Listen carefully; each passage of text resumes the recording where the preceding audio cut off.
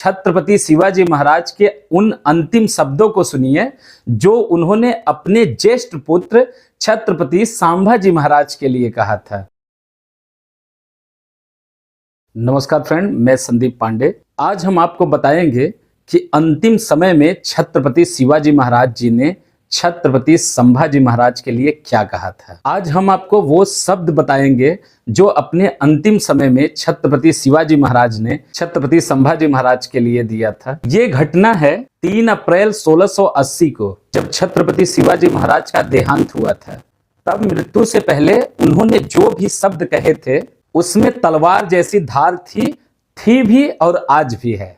और अंतिम समय में भी उनका शब्द औरंगजेब को ललकार रही थी। उन्हीं के अंतिम शब्द आज हम आप सभी को सुनाने जा रहे हैं और कृपया ध्यान से उनके अंतिम शब्द को आप लोग सुनिएगा।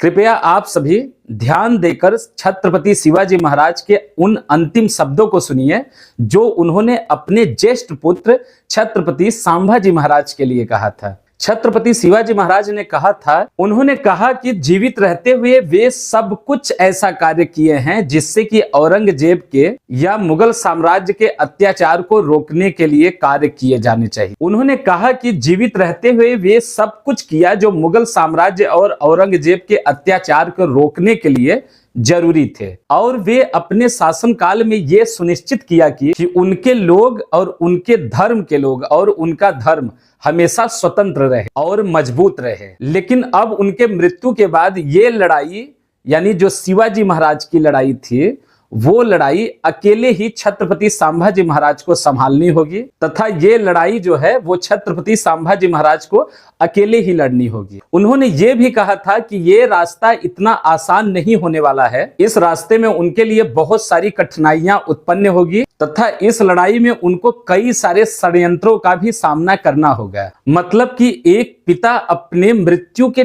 ठीक पहले अपने पुत्र को कुछ ऐसी राजनीतिक दृष्टिकोण से जो जरूरी बातें हैं वो समझा रहा है। इसके बाद छत्रपति शिवाजी महाराज अपने महल के जो भी चिकित्सक थे उनसे पूछते हैं कि वे चिकित्सकों से पूछते हैं कि अभी उनके पास कितना समय शेष बचा हुआ है। लेकिन ये सवाल सुनकर जितने भी चिकित्सक थे वे सभी मौन हो गए थे। उन्होंने कुछ भी जवाब नहीं दिया। इस न बोलने को छत्रपति शिवाजी महाराज समझ गए और उनको ये पता चल गया कि हमारे पास बहुत ही कम वक्त बचा हुआ है, मतलब कि अब उनकी मृत्यु बस आने ही वाली है। छत्रपति शिवाजी महाराज को यह पता चल गया था कि अब उनकी ये अंतिम सांसें चल रही हैं तथा इन अंतिम क्षणों में भी वे अपने ज्येष्ठ पुत्र छत्रपति संभाजी महाराज को बुलाते हैं और फिर उनसे कहते हैं कि इस लड़ाई में सदैव औरंगजेब से सावधान रहना। उनके कहने का मतलब था कि हमेशा औरंगजेब से सतर्क रहना।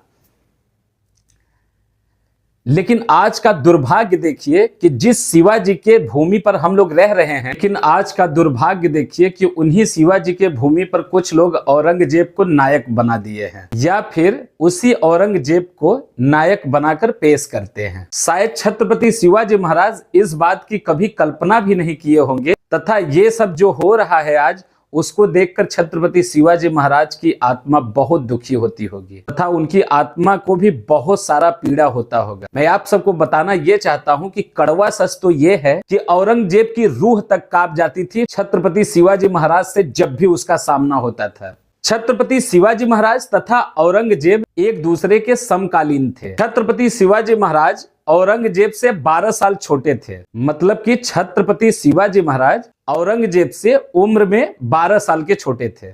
औरंगजेब वर्ष 1618 में पैदा हुआ था, जो कि उस समय उस जगह का नाम उस समय मालवा हुआ करता था तथा छत्रपति शिवाजी महाराज 1630 में पैदा हुए थे, जो कि महाराष्ट्र के शिवनेरी किले में पैदा हुए थे। औरंगजेब की ताजपोशी 1658 में हुआ था। औरंगजेब इतना क्रूर और निर्दयी था कि इस ताजपोशी के लिए उसने अपने सगे भाई दारा सिको का सर तन से जुदा करवा दिया था तथा उसका सर काटने के बाद उसे थाली में सजाकर अपने ही पिता को वो भेंट देता है तथा इस ताजपोशी के लिए ही औरंगजेब अपने पिता को ही खुद कारागार में डलवा देता है, जिनका नाम शाहजहां था।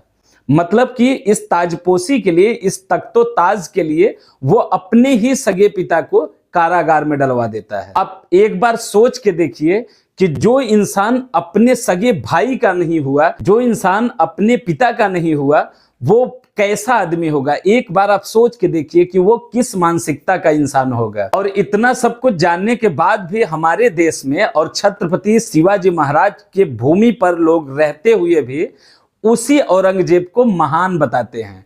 कुछ ऐसे लोग हैं जो कि उसको अपना खुदा तक बता देते हैं, उसको अच्छा शासक बता देते हैं, उसको एक अच्छा शहंशाह बता देते हैं। हमारे ही देश में कुछ अलग विचारधारा के लोग उसको बहुत ही महान योद्धा बता देते हैं तथा उसको बहुत ही अच्छा और बहुत ही प्यारा, बहुत ही दयालु उसको महाराजा बता देते हैं। आप सोच के देखिए कि वो किस तरीके का इंसान रहा होगा। आगे चलिए और कुछ बताते हैं आपको। ताजपोशी के 8 साल बाद जब वर्ष 1666 में छत्रपति शिवाजी महाराज एक खास निमंत्रण पर उसके दरबार में आते हैं, तब छत्रपति शिवाजी महाराज के तल्ख तेवर और आग उगलते हुए शब्दों से, उनके निडर स्वभाव के कारण औरंगजेब काफी डर गया था।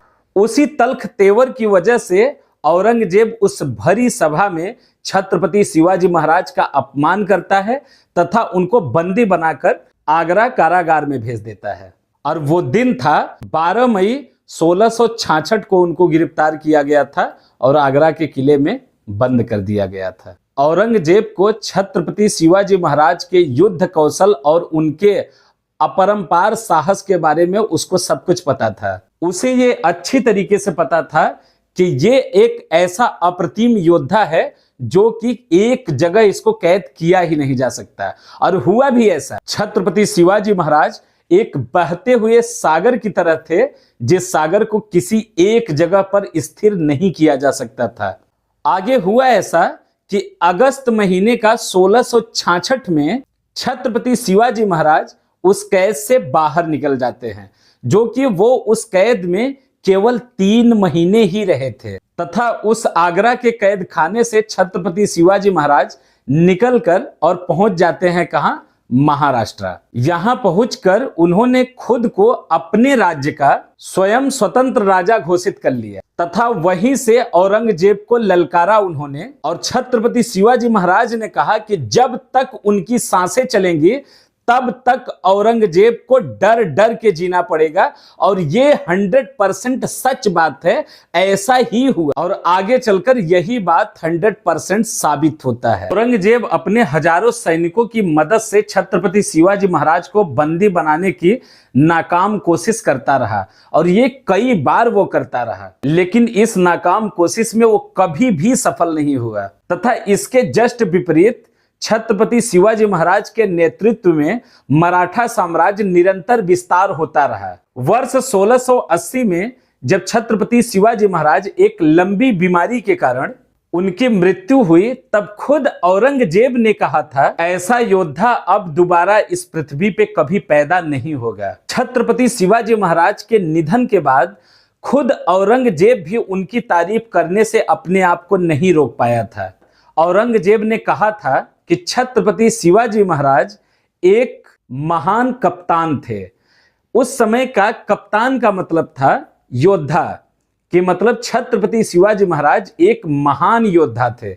ये खुद छत्रपति शिवाजी महाराज के तारीफ में औरंगजेब ने कहा था। औरंगजेब पूरे 19 वर्ष तक छत्रपति शिवाजी महाराज का हमेशा निरंतर पीछा करता रहा, लेकिन इसके बावजूद भी छत्रपति शिवाजी महाराज निरंतर अपने साम्राज्य का विस्तार करते रहे, बिना किसी भय के और बिना किसी डर के।